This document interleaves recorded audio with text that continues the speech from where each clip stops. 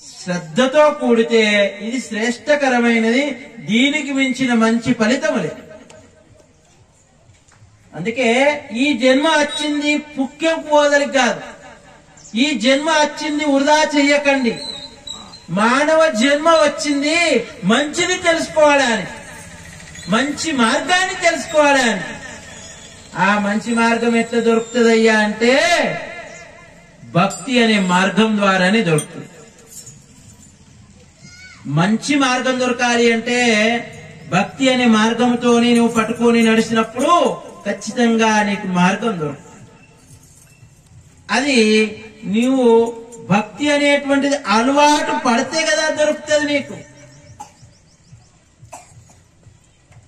చీమలకు చక్కెర అవసరం, చక్కెర పోస్తే చాలు చీమలు ఎక్కడున్నాయో వస్తాయి. బెల్లం వేస్తే చాలు ఈగలు ఎక్కడి ఎల్లో వస్తా ఉంటాయి. మరి మానవుడు ఏం చేస్తే భక్తికి దగ్గరికి పోవాలి? ఇటువంటి సత్సంగాల దగ్గర పోవాలి, ఇటువంటి సప్త దగ్గరికి పోవాలి, సప్త దగ్గర సత్సంగం చేయాలి. సత్సంగం చేస్తూ ఉంటే సత్యం బయటకు వస్తుంది. అందుకే మానవ జన్మ ఎత్తిన దానికి ముందుగా నీకు తెలిసిన మార్గములో నడిస్తే తల్లిదండ్రులని గౌరవించు, తల్లిని తొలి గురువుగా భావించు, తండ్రి దేవుడుగా భావించు. ముందు తల్లిదండ్రులను గౌరవించు, భక్తి అనే మార్గం మొదలుపెట్టు.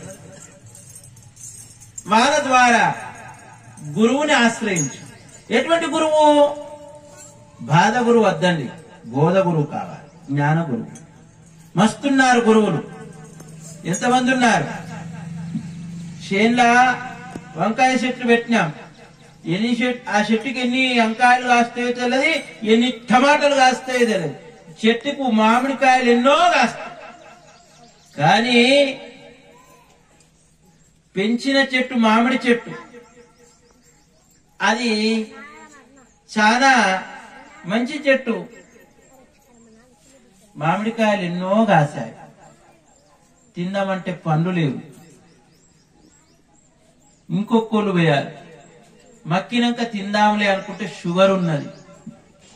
అంటే తను ఆశ నువ్వు 4 తిని 36 కాస్త 40 పండ్లు కాస్తే 36 నలుగురికి పంచొచ్చు, కాస్త 4 పండ్లు నువ్వు తినవచ్చు. అది నీ మంచితనముతో కూడినది. అందుకే మనము కూడా మనిషి లోపల మానవ జన్మ ఎత్తిన దానికి గురువుని చేరండి, మంచి గురువుని ఆశ్రయించండి. గురువు ద్వారా నీకు మంచి మార్గం దొరుకుతుంది. పదవే శ్రీ గురు పాద పద్మ సన్నిధికి, పదవే శ్రీ గురు పాద. ఎవరి దగ్గరికి? గురువు దగ్గరికి. పిల్లలు ఎక్కడికి పోతారు? బడికి పోతారు. భక్తులు ఎవరికి పోతారు? గుడికి పోతారు.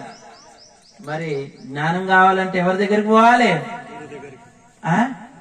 గురువు దగ్గరికి పోవాలి. భక్తి అనే మార్గము దైవము దేవాలయానికి పోతాం.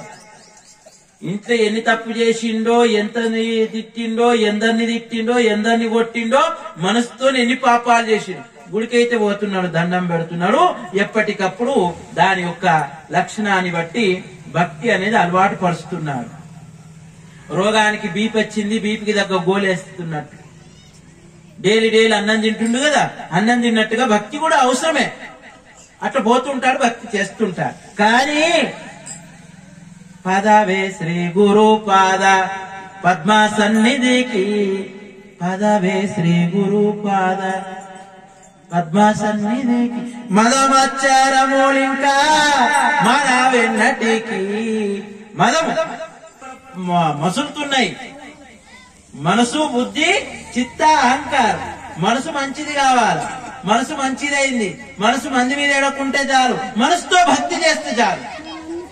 నీ దగ్గరనే పెట్టుకున్నావు, నీ మనసు నీ లోపల ఉంచు. నువ్వు బొంబాయి పోకు, ఢిల్లీ పోకు, గల్లీ పోకు.